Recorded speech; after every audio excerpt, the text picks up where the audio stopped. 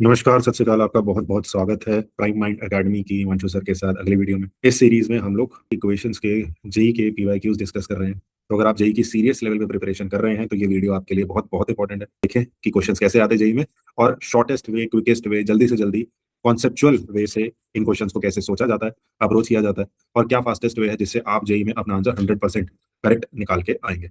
पहला question JEE Mains का 2026 का क्वाड्रेटिक इक्वेशन का question. Consider the equation n square minus 2n plus 2 x square minus 3x। Quadratic equation n के form में है। Alpha minimum value है product of the roots की, और बीटा है maximum value sum of the roots की। So question पूछ रहा है सम निकालिए एक ऐसी जीपी का जिसमें फर्स्ट 6 टर्म्स का सम निकालना है। फर्स्ट टर्म अल्फा है, common ratio alpha by beta है। तो शुरुआत करते हैं पहली कंडीशन की जो क्वेश्चन ने फ्रेम आउट करा है, minimum value of product of roots. Minimum value of product of the roots.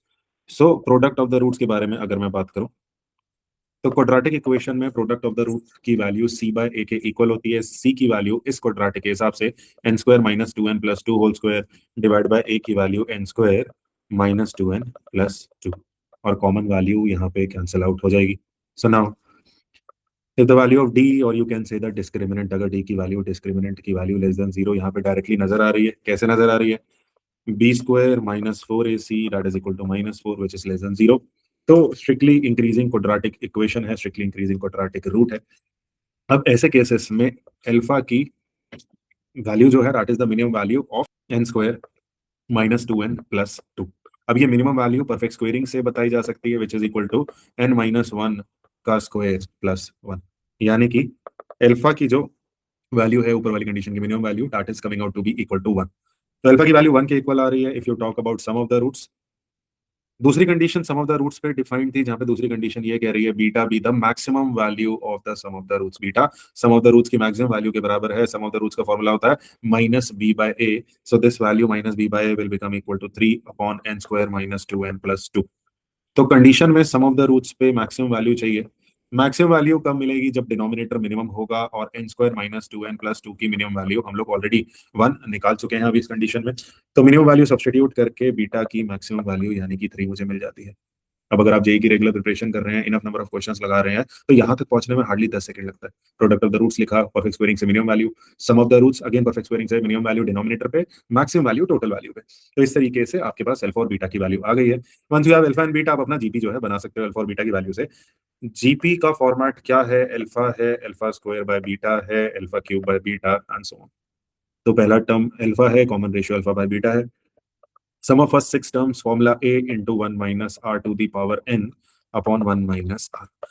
Value substitution की कहानी है। अल्फा की वैल्यू अपने पास 1 आ जाती है, 1 minus 1/3 to the power 6 upon 1 minus 1/3।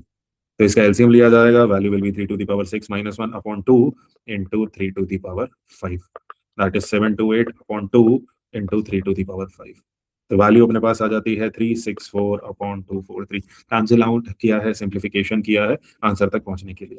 तो केसेस बहुत ज्यादा डिफिकल्ट नहीं है। कंडीशन को डिड्यूस करना है, क्वेश्चन को कन्वर्ट करना है। क्विक रिकॉल अगर मैं देखूं, minus B by A, sorry C by product of the roots होता है, कॉमन टर्म कैंसिल आउट।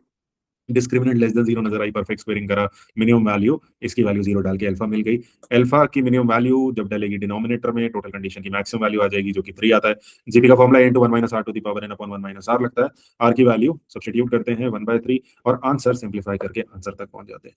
बहुत ज्यादा डिफिकल्ट नहीं है, बेसिक बेसिक कॉन्सेप्ट जानने हैं। जहां हमारे पास बेसिक कॉन्सेप्ट पे कॉन्फिडेंस आया, वहां जेई के क्वेश्चन अटेम्प्ट भी हो जाते हैं और करेक्ट आंसर भी सटीक बहुत जल्दी तरीके से मिल जाता है। सो दूसरा केस ऐसा है, वही 2026 का ही जेई मेंस का क्वेश्चन है। One root of the quadratic equation this is twice the other. Quadratic equation का एक रूट दूसरे रूट से 2 गुना है। Length of the latus rectum of the parabola y square is equal to 6kx। एक तो one root is twice other, इस कंडीशन को डिड्यूस करना आना चाहिए। दूसरा, पैराबोला की थोड़ी सी जानकारी इस केस में जरूरी है। तो इसलिए ऐसे क्वेश्चन को, इंटर टॉपिक क्वेश्चन जो जेई को पूछना बहुत पसंद है, कि आधा पोर्शन जो है वो एक टॉपिक का होता है, बाकी आधा पोर्शन जो है वो दूसरे टॉपिक का होता है। तो इस तरह की चीजें रिपीटेडली जेई में पूछी जाती है। क्वेश्चन क्या कह रहा है? One root of this is twice the other.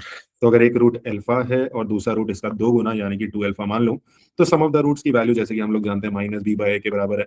तो minus 9 into K minus 1 upon K square minus 15k plus 27 के इक्वल हो जाता है। तो value becomes minus 9 times K minus 1 upon K square minus 15k plus 27 and product of the roots यानी कि alpha into 2 alpha. तो अल्फा इंटू टू अल्फा की वैल्यू सी बाय ए के इक्वल हो जाएगी, that will be 18 upon K square minus 15 के plus 27। तो सिंप्लीफिकेशन अगर यहां से की जाएगी, टू से कैंसिल आउट कर सकता हूं, यहाँ पे 9 आ जाएगा। This is equation number 1 and this is equation number 2। Equation number 1 में we have calculated the value of 3 alpha. 3 alpha की वैल्यू निकाली हमने इक्वेशन नंबर 1 में, और दूसरे में अल्फा स्क्वायर की वैल्यू निकाली है। सो नाउ ये भी कैंसिल आउट कर सकता हूँ। अगर इक्वेशन नंबर 1 और 2 को कंपेयर करना है तो जाहिर सी बात है मुझे इस इक्वेशन नंबर 1 की स्क्वायरिंग करनी होगी, जहां से अल्फा स्क्वायर की वैल्यू इक्वेशन नंबर 1 से आ रही है 9 into K minus 1 whole square upon K square minus 15 के प्लस 27। और वहीं पे दूसरी जगह जब अल्फा स्क्वायर बनाया जा रहा है, that would be 9 upon K square minus 15 के plus 27। Common term cancel out करूंगा, जहां पे जो टर्म कैंसिल आउट होती नजर आ रही है उसको हटा देंगे। So now simplification of the value के स्क्वायर प्लस 1 माइनस 2 के, ये हो जाता है के स्क्वायर माइनस 15 के प्लस 27 के बराबर। कैंसिल आउट किया टर्म को, 13 के की वैल्यू 26 के इक्वल हो गई, यानी कि के बिकम्स इक्वल टू 2। तो यहां से जो के की वैल्यू आई है वो पैराबोला में रखनी है। पैराबोला की इक्वेशन है y square is equal to 6 के x, that is equal to 12 x. तो y square is equal to 12 x, हमारे पास पैराबोला की इक्वेशन आ गई है। क्वेश्चन फ्रेम्ड है on the length of latest rectum of parabola. तो हम लोगों को पेपर में ये चीज याद रहनी चाहिए कि पैराबोला में लेंथ ऑफ लेटेस्ट रेक्टम का फॉर्मूला 4a के इक्वल होगा, जो इस केस में 12 के इक्वल होगा। तो क्वाड्रेटिक की बेसिक कंडीशन का इस्तेमाल है, पैराबोला की बेसिक कंडीशन का इस्तेमाल है। एक रूट अल्फा दूसरा मान के sum of the root minus B by a लगाया है। अल्फा प्लस 2 अल्फा 3 है, 3 से 3 काट दिया है। Alpha into two alpha product of the root c by ए के बराबर होता है। 2 कैंसिल आउट होता है, अल्फा स्क्वायर की वैल्यू आती है यहाँ से, अल्फा स्क्वायर की वैल्यू निकाली जाती है यहाँ से। स्क्वायरिंग बोथ साइड, जो टर्म कॉमन दिख रही है कैंसिल आउट किया, सिंप्लीफाई किया, के निकला। के उठा के पैराबोला में डाल दिया, वाई स्क्वायर की वैल्यू 12x आई, और यहाँ से जो वैल्यू आई उसको लेंथ ऑफ लेटेस्ट रेक्टम की कंडीशन पे हम लोगों ने सब्स्टिट्यूट करा, that is equal to 4a। तो इस तरीके से जेईई मेंस के क्वेश्चन जो है हमारे पास अटेम्प्ट हो जाते हैं। केसेस दोबारा से बोल रहा हूँ बहुत ज्यादा डिफिकल्ट नहीं है, चीजें एक फ्लो में प्रैक्टिस के लिए देखी जानी चाहिए। तो मेरा नाम Himanshu sir, prime and academy, मेरी क्लासेस में मैं रेगुलरली इस तरह की चीजों पे ऑन एंड ऑफ बातें करता रहता हूँ, बहुत सारे क्वेश्चंस के थ्रू चीजें समझाता रहता हूँ। अगर आप मेरी वीडियो से कंफर्टेबल हैं, कोई डाउट पूछना चाहते हैं, डाउट पूछ सकते हैं, मेरे को मैसेज कर सकते हैं। अगर आप पढ़ना चाहें तो भी मुझे कंसल्ट कर सकते हैं। आज